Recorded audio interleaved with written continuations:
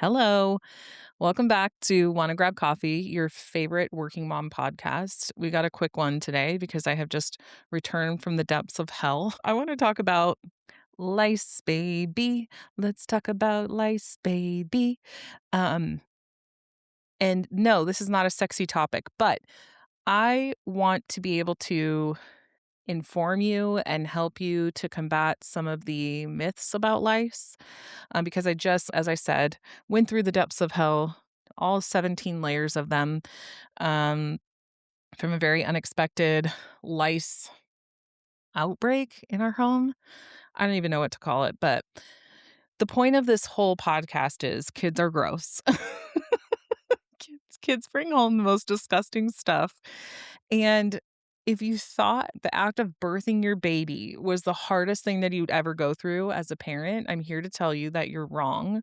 There are things that exist in the world like lice and hand, foot, and mouth and stomach bug and all kinds of things that will just really test your patience, test your abilities, test your mental and physical stamina. So, that being said, buckle up, pal. This episode, you might not think it's for you. I am telling you with my whole chest, I'm saying it with my whole chest. Someday, this will happen to you. I pray that it never does. I hope it never, ever crosses the threshold of your home or touches the hair of your precious babies. And I'm here to tell you that even as a former teacher, I never thought it would happen to my own children. And here we are. I just continued to be humbled by my precious fruit of my loin. Over and over and over again, we continue to be humbled. Never say never as a mom.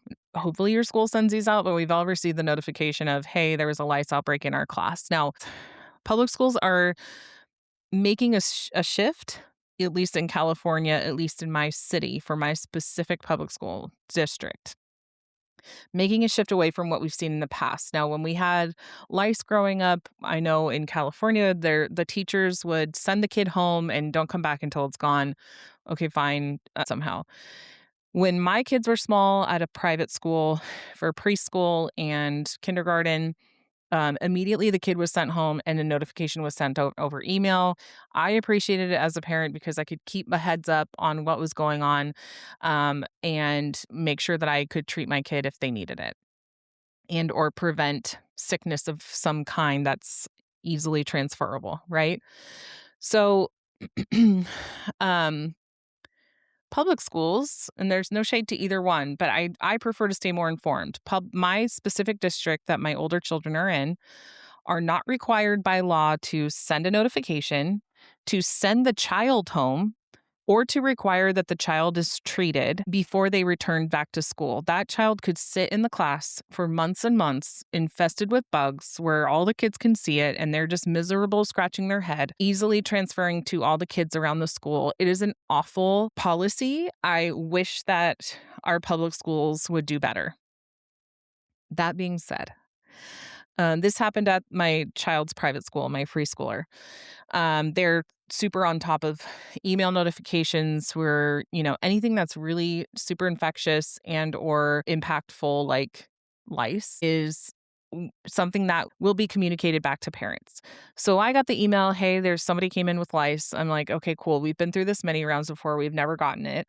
When I was teaching, I had very long hair. And I remember leaning over a student. This is when we had computer labs. Okay. I'm just dating myself here, but we had computer labs and the kids would go from their classroom to the lab to use a computer and back. There were no Chromebooks. So I was leaning over a child who forgot their password and was typing it in. And I look from the computer to her head because something had caught my eye moving.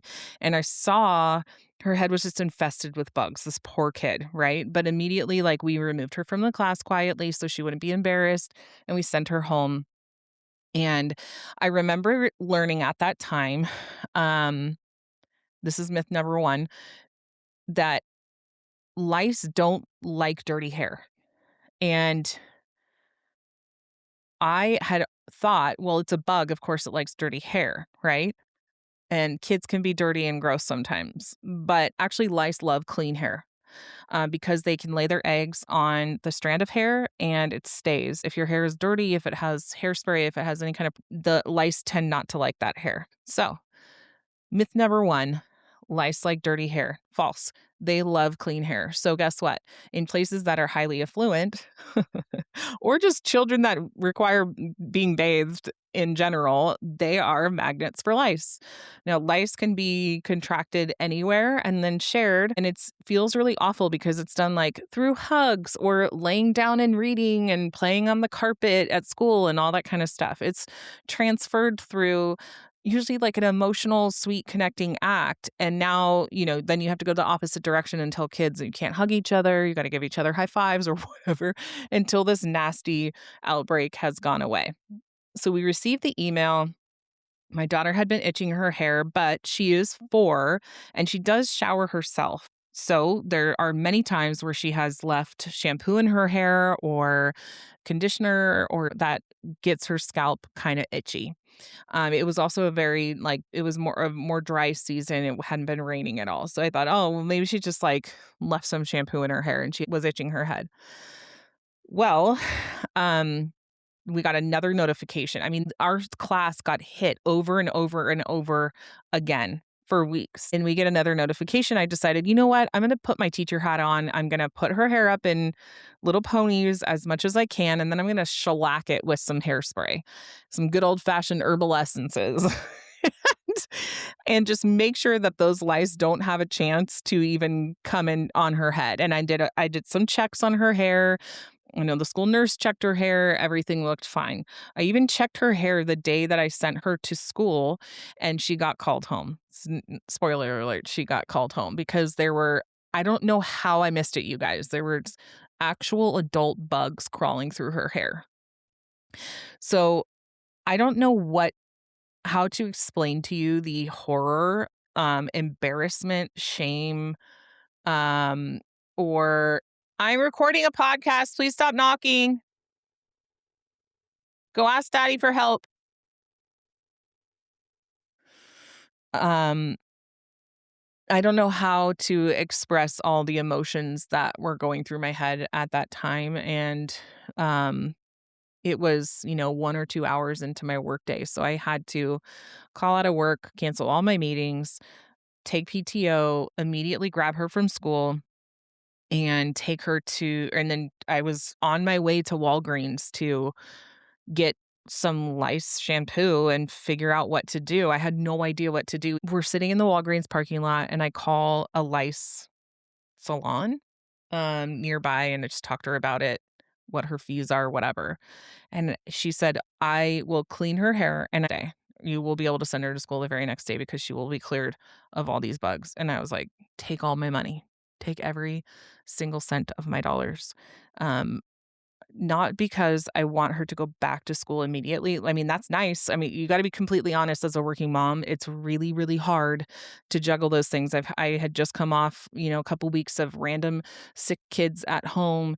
I can't separate my focus like that for a sustained amount of time. So I was like, okay, well, we could clear her head. We won't have to deal with this for weeks to come. We'll be good. So we get to the lice place and she's combing through her hair. Combing, oh yeah. How long has she been itching? I don't know, like a week? She's like, she's definitely had this for more than a week. I don't know if you can, I mean, if you're listening right now, I just need to take a moment to pause and say, what a shitty mom I felt like. How did I not know that she had it? I knew all the signs. I knew what to look for, and still I did not see. I didn't see the eggs. I didn't see any big bugs. Um, I mean, I brushed her hair. I did her hair for crying out loud for every day. I did bubble braids. She's obsessed with doing bubble braids, and I still didn't catch it. And the school nurse didn't catch it, and all the things, right? So when she said she's had it for 2 weeks, I just wanted her to cry. I felt terrible. So I couldn't help but think I did something wrong. And that's myth number 2. You didn't do something wrong because your kid got lice. It just happens. It's like catching a head cold. It just happens. Myth number 2, you didn't do something wrong. It just happens. So then all I could think about after she was treated was A, how much money I spent, was not planning on spending this month.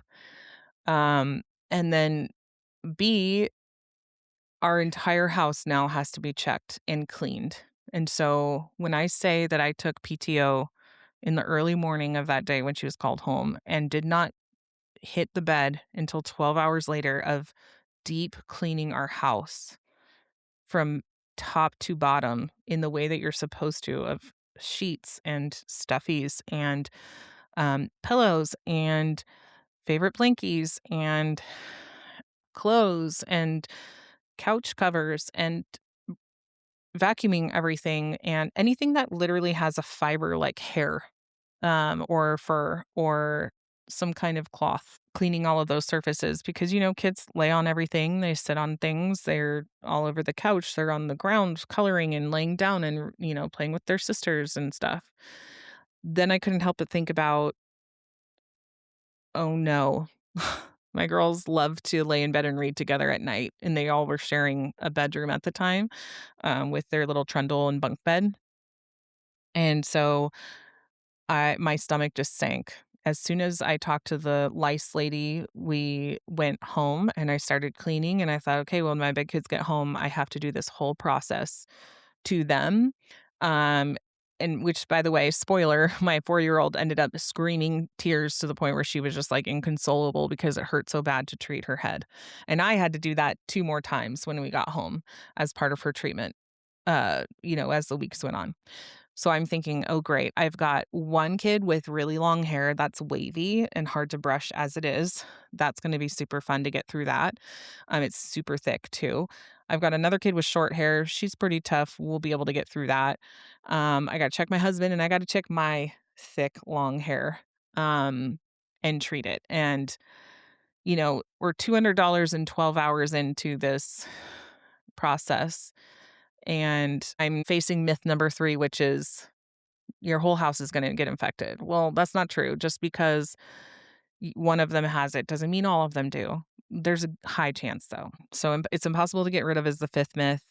Um, it is not if you treat it correctly and you prevent. So what I learned from my lice lady, who I love dearly now, she's an angel from heaven. The lady that taught me how to breastfeed my kid, always my nurses from when I birthed my babies. I got a short list of women that are angels from heaven, and this lice lady is one of them. But she told me some things that I didn't know, and the first of them being lice do not jump, they do not burrow, and they do not fly. So they're not like ticks. They're not like fleas where they jump and they pop off and things. It was just like you're hugging, the lice crawls off your head, it crawls onto somebody else's head, starts a whole new colony kind of thing. I don't even know if it's called a colony. I'm calling it a colony. Um, and then she also told me, um, if you do the treatments correctly. So you do one treatment with her, you bring the specific wash home with like enzyme wash, which is different, I guess, than what they sell in the box at Walgreens, like a pesticide. And you don't want to use that too much on your kid's hair, for obvious reasons. But taking the enzyme home, a week later, you do another full treatment with the comb and everything. And then the week after that, you do one more treatment and then she checks you. So they're technically clear after the first cleaning with this specific lady. Um, and then and then they can go back to school. They get a little certificate. Then they go back to school and you keep treating. The reason being is you've removed all of the live bugs and she gets all of the eggs. And if there's any eggs that were there that she somehow missed through this extensive cleaning, then that's what you catch that next week. And then again, and then she go back for the, 4th week to get checked. So it is not impossible to get rid of if you're not thorough and with your cleaning in your house and with your kids and checking and stuff, yeah, it's gonna be impossible to get rid of. So do the hard work up front, learn from everyone's mistakes. Um, The next myth, number 6, is I need to wash everything in my house. You don't need to wash everything in your house. I know we touched on this, like, you don't need to wash drapes and stuff unless your kids are obsessed with your drapes and other kids go in there, I don't know. Anyway, lice don't live long off of their host. So I for my years of teaching, I bagged up all of their stuffed animals in a kitchen bag and I put them outside in the garage for 48 hours. Like 48 hours is the period of of how long they can last off of a host to be biting and laying eggs and stuff. And then any blankets, pillows, cushion covers that are clean, we put them in the dryer on high heat for 30 minutes and took care of that. It'll high heat will kill them over the sustained amount of time. So you don't need to clean and wash every single thing in your house. You just need to do it the right way. You can consult the Googles for that, for what exactly you need to clean. The next one, nobody wants to say this one, but it kind of goes along with the dirty hair, clean hair. My kid must have got it from that kid. Listen, nobody is safe around lice. Unless you have a super dirty kid who never wants to wash their hair. And in that case is the one time where you're like, I'm glad I didn't force them to take a shower. But seriously, nobody is safe. And if you think you are, I would like to humble you right now. It is my duty to humble you. As your friend, as your fellow working mom, nobody is safe from lice. This one, oh, the next myth is if I check once and I don't see anything, we're good. That is actually a lie. These bugs can lay tiny little eggs, and my kid's hair is brown and dark brown. So what happens is I've learned, and if you look it up, I don't, this is gross, like look it up at your own risk. But if you look online, there are um like photos of what the eggs look like at in maturity as they're growing into the bugs. And they look teeny tiny white in the very beginning, almost like dandruff. And then they turn into these brown, well, almost like a teardrop shape. So on my kid's brown hair, no idea. Had no idea that it was there. Um, so checking once, no, not good. Checking and treating multiple times, yes, good. Um,